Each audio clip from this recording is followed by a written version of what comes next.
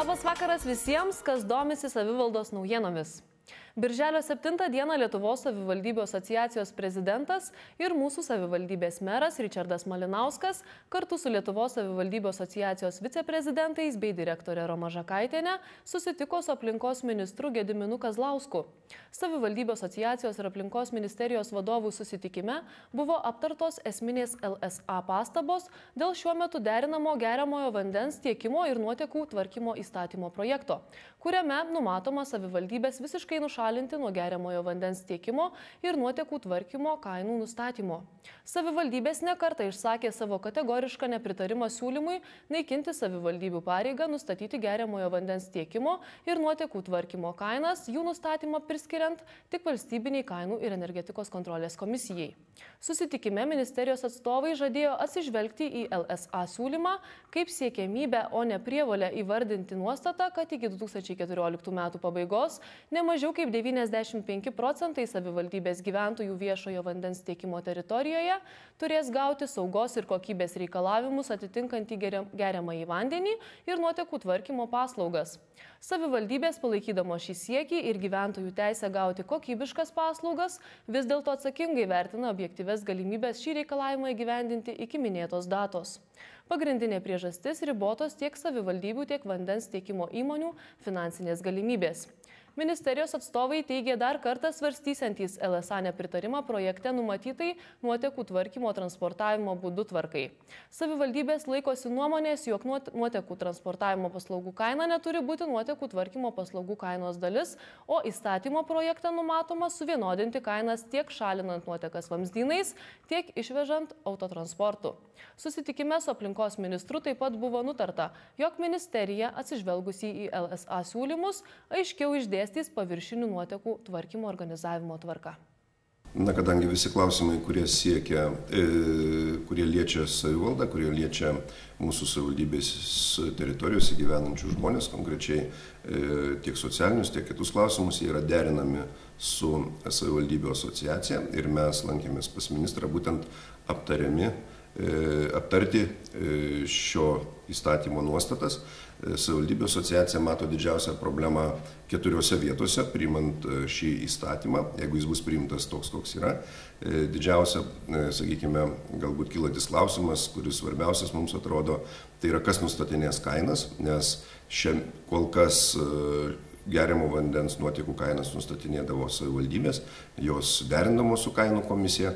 Dabar norima šią nuostatą, kaip ir šilumos, taip ir geriamo vandens ir nuotekų perduoti kainų komisijai. Manom, kad taip yra siaurinamos savivaldos funkcijos ir manome, kad vis tik tai savivaldybėms labiausiai rūpi geriamo vandens nuotekų šalinimo kainos, nes kaip aš visada sakau, būtent šiluma, geriamas vanduo tai yra viena iš socialinių paslaugų, tų mūsų vykdomų funkcijų ir yra labai svarbi kiekvienam žmogui. Kadangi žmonių pajamos nedidėja, o neatsakingai nustatinėjant kainas gali kilti, sakykime, nepagrįstai arba be to būtino poreikio geriamo vandens ar nuotekų kainos. Ministerija žadėjo, ministerijos atstovai žadėjo dar peržiūrėti, kad galbūt tas nuostatos būtų taikomos, sakykime, po tam tikro laiko, kai savivaldybės dėl neaiškių priežasčių neperžiūri kainų, esant poreikiui jų nedidina ir dėl to gresia įmonių, sakykime, bankrotas ar tiesiog tos paslaugos teikimo galimybės nebuvimas. Kitas klausimas, kuris buvo svarstomas, labai svarbus, kad neaišku dėl kokių priežasčių įstatyme, kuris galioja šiandien dienai, yra išlikusi nuostata, kad iki 2014 metų gruodžio 31 dienos Lietuvos teritorijoje o 95% turi būti tiekiamas centralizuotai geriamas vanduo ir šalinamos nuotekos. Tam tikri pakeitimai jau buvo padaryti ir ministerija sutiko, bet mes dar kartą priminėme svarbą, nes mūsų paskaičiavimais ir tiek ekspertų paskaičiavimais, jeigu būtų ši nuostata išlikusi iki 95% ir tai apimtų visą Lietuvos teritoriją, tai geriamas vanduo galėtų pabrangti net iki 20-40 litų už 1 kubinį metrą šalto vandens. Tiesiog kaina būtų nepriimtina ir daugelis žmonių susidurtų su problema iš viso geriamo vandens vartojimo, dėl ko manome padaugėtų vėlgi šulinių ir kitokių netitinkančių reikalavimus geriamo vandens vartojimas. Ministras ir ministerijos atstovai žadėjo, kad tai bus labai rimtai pažiūrėta būtent į šią nuostatą ir sprendžiamas klausimas dėl tam tikrų teritorijų, kad tik tai juose privalu siekti šios skaičiaus, nekalbant apie visą Lietuvos teritoriją. Tai būtų nustatomos kiekvienoje savivaldybėje atitinkamos teritorijos. Taip pat buvo svarstomi klausimai dėl paviršinių nuotekų, taip pat dėl pačių nuotekų atskirai kainos, nes, kaip jūs žinote, ne visur nuotekos yra valomos ar tai vietiniuose biologinio valymo įrenginiuose, ar tai jos išvežamos, nes labai dažnai išvežimo kaštai yra pakankamai dideli ir žmonės ieško kitokių būdų, kaip tiesiog atsikratyti šiomis nuotekomis. Tai manome, kad bus numatyta, naujame įstatyme bus numatyta būtent ir dėl šalinimo, ir dėl kainų nustatymo žymiai aiškesnė tiek metodika, tiek būdai atsikratyti šiomis nuotekomis. Iš principo, jeigu vertintumėt susitikimą, ar išsakytos jūsų pastabos kaip LSA prezidento buvo priimtos pozityviai ir su ateitimi, kad, tarkim, bus atsižvelgta į jas? Aš ne vienas dalyvavau tam susitikimą, buvo ir viceprezidentai, ir asociacijos direktorė. Ir be abejo, kad jos buvo priimtos ir vyko karštos diskusijos ir susitikimas 4 klausimais truko beveik 2 valandas. Taigi buvo išsakyti visi ir argumentai, ir nuogąstavimai, ir jos buvo ir atsižvelgta, ir išgirsta, ir kaip paprastai tokiuose diskusijose randamas vienoks ar kitoks kompromisas. Praėjusį ketvirtadienį Druskininkuose organizuota Lietuvos mokslų akademijos diena. Renginys surengtas praėjus metams po bendradarbiavimo tarp Lietuvos mokslų akademijos ir Druskininkų savivaldybės sutarties pasirašymo. Akademikų delegacija vadovaujama prezidento profesoriaus Valdemaro Razumo aplankė miesto muziejų, kuriame buvo supažindinti su kurorto istorija, miesto plėtra ir įgyvendinamais projektais. Svečius pasitiko meras Ričardas Malinauskas ir jo pavaduotoja Kristina Miškinienė. Šiaip tų galimybių labai daug. Mes džiaugiamės, kad prieš metus pasirašyta bendradarbiavimo sutartis ir jau toje sutartyje numatyta, kad tai yra bendradarbiavimas ir atliekamų mokslinimų tyrimų klausimais, taip pat ir profesinio rengimo, tęstinio mokymo, taip pat ir įvairūs projektai, taip pat ir kultūros bendradarbiavimas. Iš tiesų galimybių labai daug, o įvertinus tai, kad artėja naujas ES paramos laikotarpis, kurio tikslai bus kaip tik inovacijos, mokslas, tai manau, kad mes labai daug galėtumėm bendradarbiauti, o šiaip visumoje tai domina ir labai praktiniai akademikų patarimai įvairiais mūsų gyvenimo klausimais, kaip turime daug problemų sveikatos apsaugos srityje ir dėl paslaugų spektro, ir dėl personalo, kurio labai jaučiam trūkumą. Taigi, manau, su akademikais žymiai lengviau spręsti, galų gale turbūt konsultuotis dėl tolesnės plėtros, tos vizijos, kurios yra sukurtos ir tos kryptis. Visada bendradarbiavimas su mokslu padeda atrasti patį tinkamiausią plėtros kelią. Ta istorija bendradarbiavimo su savivaldybėm akademija jau turi pakankamai ilgą, kadangi jau, jeigu aš neklystu, nuo 2003 metų akademija buvo pasirašiusi ir tebėra pasirašiusi sutartį su Panevėžio miesto savivaldybė.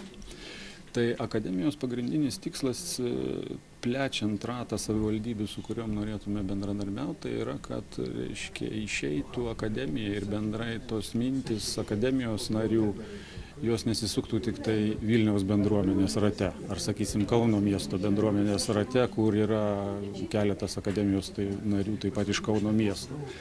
Tai tas mūsų atvykimas ar į Druskininkų savivaldybę, ar į kitas savivaldybės, matau, kad yra visų pirma turbūt naudingas patiem akademijos nariam, kadangi jie gali pasidalinti su tų savivaldybių bendruomenėm ir kuo jie gyvena, sužinoti, kokios problemos yra tuose regionuose, kuo žmonės gyvena, nes be to sėdint Gedimino prospekto 3 numeryje, name vien, tai akademija tampa tokia kaip kažkokių sarkofagų, kuriame nei Lietuvos žmonės žino, kas ten darosi, nei mes žinome, kas darosi Lietuvoje. Druskininkai, aišku, yra labai tokia specifinis miestas, tai yra kurortas, miestas kurortas, kurios šiandien tikrai buvau pritrenktas, kada, kai mes atvykome, meras Malinauskas mums parodė, kas įvyko, kokie buvo druskininkai 2000 metais ir kokie dabar yra druskininkai. Tai yra tiesiog pribloškiantis vaizdas, miestas iš tikrųjų yra nepaprastai progresavęs ir išsivystęs. Aišku, akademijos funkcija yra mokslas, mes domimės mokslu, mūsų visas gyvenimas akademijos narių yra mokslas, tai pagrindinė pagalba, ką mes galime tom savivaldybėms suteikti, tai įvairios mokslinės konsultacijos, bet yra ne vien apsiribojam mes akademijos nariais, nes akademija yra tokia institucija plataus profilio ir daugelis specialistų yra linkę bendradarbiauti su akademija, tai mes galime padėti įvairiais patarimais specialistų iš pačių įvairiausių sričių. Ir šiandien bus ir Lietuvos banko valdybos narys ir mes pakviečiame į tokius susitikimus su savivaldybėm pačius įvairiausius specialistus. Ir profesorius Rutskis, jums girdėta turbūt pavardė, su mumis važinėja. Įkalbinam ir ministrą Gelūną su mumis važiuoti, kuris iš tikrųjų yra puikus kultūros ministras ir gali su visuomenė ir bendruomenėm bendrauti kultūros temom pačiom įvairiausiom ir moderniausiom ir tradiciniam, sakykime. Kokį įspūdį jums, kaip vis tiek akademiniai Lietuvos visuomeniai, paliko šiandieninis pasivaikščiojimas po Druskininkus ir objekto apžiūrėjimas? Tai aš jau minėjau pradžioje ir skaidruolės, aišku, kai matai ekrane, tai gal tas įspūdis šiek tiek prislopintas, bet ta slidinėjimo trasa, kai mes nuvažiavome ją pasižiūrėti, tai čia yra kažkas tokio neįtikėtinas projektas, čia ne tik Druskininkų ar Lietuvos, bet neabejotinai ir Europos ir ko gero pasauliniu mastu, kiek aš supratau, pateks į 5 trasa geriausių trasų pasaulyje, jeigu aš neklystu. Kas man ten ypatingai patiko, tai kad ta statybinė, ta darbo kultūra nepaprastai gera yra. Iš tikrųjų, tu vaikštai ne kaip po statybo aikštelę, o vos ne kaip muziejų, turistinį objektą, kadangi visur labai švaru, nėra jokio laužo. Paliko tikrai puikus. Aišku, čia yra tokie pramogų objektai, bet Čiurlionio muziejų mes aplankėme. Kažkaip linkėtina būtų, kad tas muziejus kažkiek aktyviau turbūt propaguotų tą mūsų palikimą. Linkėtina, kad ir pats muziejus ir jo infrastruktūra šiek tiek būtų pagražinta, patobulinta. Ten šiokių tokių trūkumų yra, bet čia matyt problema, aišku, yra nesavivaldybės, kadangi pavaldumas yra Centrinio muziejų Kaune. Kiek žinau, pirmi žingsniai yra lyg tai žengti ir investicinės nedidelės lėšos leis sutvarkyti muziejų šiek tiek daugiau, negu kad yra, kokia situacija yra dabar. Vėliau akademikai lankėsi švietimo centre, kur dalinosi profesinė patirtimi su pedagogais ir kitais specialistais. Miesto ligoninėje svečiai pristatė pažangiausius metodus gydant širdies, kraujagyslių ir kitas ligas medicinos darbuotojams.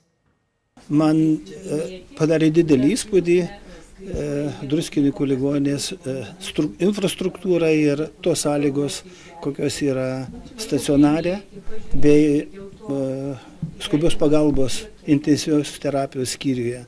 Manau, kad surinkti labai geri daktarai ir kas svarbiausia, mane nustebino, kad tai yra 2011 metų Europos geriausių ligoninių standartas.